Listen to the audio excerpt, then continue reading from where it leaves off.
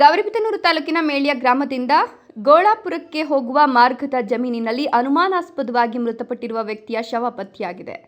ಮೇಳ್ಯ ಗ್ರಾಮದ 35 ವರ್ಷದ ನರಸಿಂಹಮೂರ್ತಿ ಅನ್ನೋರು ಮೃತರೆಂದು ಗುರುತಿಸಲಾಗಿದ್ದು, ಗೌರಿಬಿದನೂರು ಗ್ರಾಮಾಂತರ ಪೊಲೀಸ್ ಠಾಣಾ ವ್ಯಾಪ್ತಿಯಲ್ಲಿ ಘಟನೆ ನಡೆದಿದೆ. ಮೃತ ನರಸಿಂಹಮೂರ್ತಿ ಕೂಲಿ ಕೆಲಸ ಮಾಡಿಕೊಂಡು ಜೀವನ ನಡೆಸುತ್ತಿದ್ದು, ಬುಧವಾರ 11 ಗಂಟೆಗೆ ಮನೆಯಿಂದ ಹೊರ ಹೋಗಿದ್ದು, ಎಷ್ಟೊತ್ತಾದರೂ ಮನೆಗೆ ಬಾರದೇ ಇರುವ ಕಾರಣಕ್ಕೆ ಕುಟುಂಬದವರು ಎಲ್ಲ ಕಡೆ ಹುಡುಕಿದ್ದಾರೆ. ಗುರುವಾರ ಗ್ರಾಮಸ್ಥರೊಬ್ಬರು ಜಮೀನು ಕಡೆ ಹೋಗಿದ್ದು, ಅನುಮಾನಾಸ್ಪದವಾಗಿ ಬಿದ್ದಿದ್ದ ಶವವನ್ನು ಕಂಡು ಗಾಬರಿಯಾಗಿ ಪೊಲೀಸರಿಗೆ ಮಾಹಿತಿ ನೀಡಿದ್ದಾರೆ. ಸ್ಥಳಕ್ಕೆ ಗ್ರಾಮಾಂತರ ಠಾಣೆ ಪೊಲೀಸರು ಭೇಟಿ ನೀಡಿ ಪರಿಶೀಲನೆ ನಡೆಸಿದಾಗ ಮೃತ ವ್ಯಕ್ತಿ ಮೇಳ್ಯ ಗ್ರಾಮದ ನರಸಿಂಹಮೂರ್ತಿ ಅಂತ ತಿಳಿದುಬಂದಿದೆ.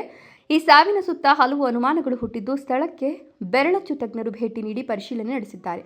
ಮೃತ ನರಸಿಂಹಮೂರ್ತಿಯ ಪತ್ನಿ ಭಾರತಿ ಮಾತನಾಡಿ, ನನ್ನ ಗಂಡ ಬುಧವಾರ ಮನೆಯಿಂದ ಹೋಗಿದ್ದಾರೆ. ರಾತ್ರಿ ಮನೆಗೆ ಬಂದಿಲ್ಲ ಅಂತ ಎಲ್ಲ ಕಡೆ ಹುಡುಕಿದ್ದೇವೆ. ಮನೆಯಲ್ಲಿ ನಾನು ನಮ್ಮ ಅತ್ತೆ ಮಾತ್ರ ಇರ್ತೇವೆ. ಕೂಲಿ ಕೆಲಸಕ್ಕೆ ನನ್ನ ಗಂಡ ಹೋಗ್ತಿದ್ದ. ಯಾವುದೇ ಜಗಳ ಗಲಾಟೆಗಳು ನಡೆದಿಲ್ಲ. ಆಗಾಗ ಪಿಟ್ಸ್ ಬರ್ತಿತ್ತು ಅಂದರು. భోజనంకి వచ్చి 11 గంటల భోజనం తిని పోయినాడు సార్. బాబుని మాట్లాడి ఎత్తుకొని బాగా మాట్లాడుకొని ఉండి అన్నం తిని పోయి సార్. అంతే చూసింది అంతే సార్. మేము ఇంకెందుకు కొట్లాడలేదు, ఏమీ పీకలాడలేదు సార్. బాగా చూసుకుంటా అంటే అంతే. ఏ ఊరు శుద్ధికి పోయలేదు సార్. చేను దగ్గరికి పోతా అండే, జువాలు మేపుకుంటా అండే, మా ఇంటికి వెళ్ళొచ్చి చేస్తాండే సార్. 7 గంటలకు తిని 8 గంటలకు అంతా పనుకొని వస్తాండే సార్.